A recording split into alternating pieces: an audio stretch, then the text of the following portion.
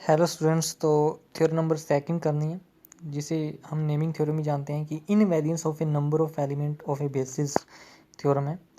कि theorem second की statement है, prove that any two basis of A finite dimension vector space have the same number of element. That means हमने कहा था कि basis unique नहीं होती, but number of element basis के सेम होते हैं। कि कोई भी दो डिस्टिंक्ट बेसिस उठाई वेक्टर स्पेस की, उसके अंदर नंबर ऑफ एलिमेंट सेम होंगे।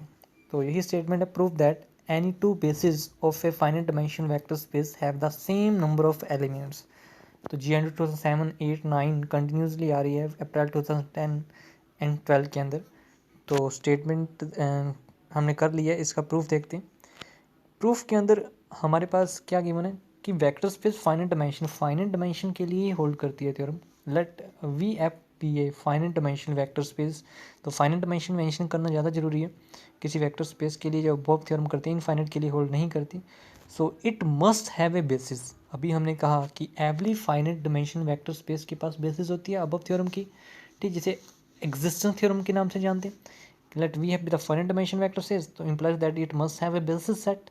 तो each finite dimension vector space के पास बेसिस होती है अबव थ्योरम में, यही कहा हमने। तो टेक हमने B1 एंड B2 दो बेसिस ली, ठीक है। तो B1 को नाम दिया x1 सोन x2 सोन xm एलिमेंट्स हैं B1 के अंदर, और B2 के अंदर y1 y2 so on yn। B2 आपके पास दो B2 बेसिस ऑफ VF के। तो हमने xm, ठीक है, हमने शो करना है कि m और n दोनों index same. We have to prove that number of element basis के अंदर सेम है। तो m और n दोनों सेम है। इफ़ पॉसिबल हम सपोज करके चलते हैं कि m ग्रेटर देन n है, हम कंट्राडिक्शन लेके आएंगे।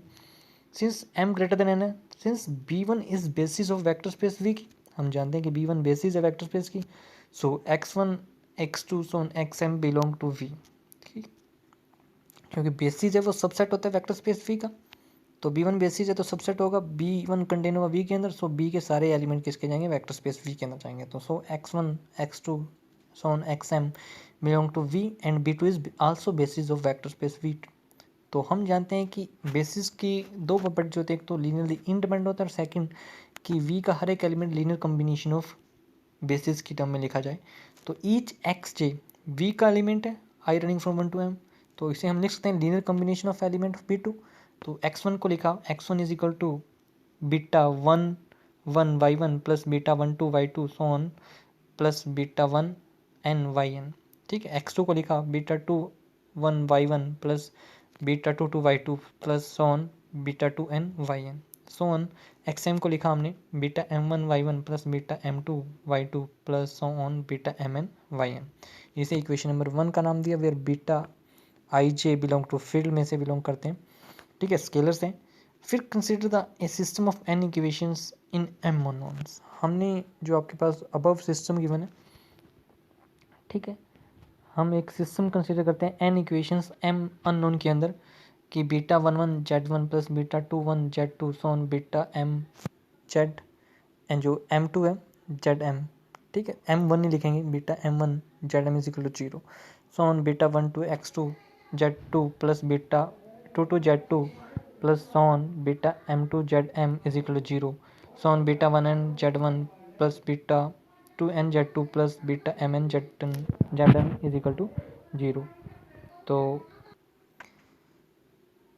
सो as m greater than n था, ठीक है, या तो m ग्रेटर देन n हो सकता है और या फिर n ग्रेटर देन m, एक ही बात है। तो अबव जो सिस्टम लिखा हमने, उसके अंदर number of equation are less than number of unknown. और जब ऐसा हो कि नंबर ऑफ इक्वेशन लेस हो नंबर ऑफ अननोन से, दैट मीन्स वेरिएबल से, तो सिस्टम के पास नॉन जीरो सोल्यूशन होता है। द सिस्टम अबव सिस्टम है दे नॉन जीरो सोल्यूशन एग्जिस्ट करेगा, उसको नाम देंगे K1 K2 Km। Not all zero, सारे जीरोज नहीं है, ठीक है, एटलीस्ट एक भी नॉन जीरो मिलेगा तो आपके पास जो सिस्टम है वो नॉन जीरो सोल्यूशन देगा। सो दैट बीटा 1 1, ठीक है, Z1 Z2 Z3 की जगह हम रिप्लेस करेंगे K1 K2 Km, ठीक है। तो beta 1 K1 plus beta 2 1 K2 plus on beta m1 Km is equal to 0, beta 1 2 K1 plus beta 2 2 K2 plus beta m2 Km is equal to 0 so on beta 1n K1 plus beta 2n plus n2 K2 plus on beta mn Km is equal to 0।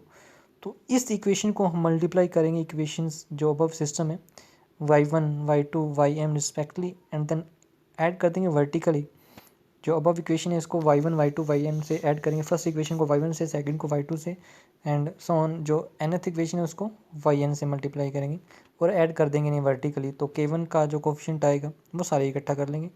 Beta 1 y1 plus beta 1 2 y2 plus on beta 1n yn plus k2 y21 y1 plus beta 2 2 y2 plus on beta 2n yn plus so on plus km beta m1 y1 plus beta m2 y2 plus so on beta mn yn is equal to 0।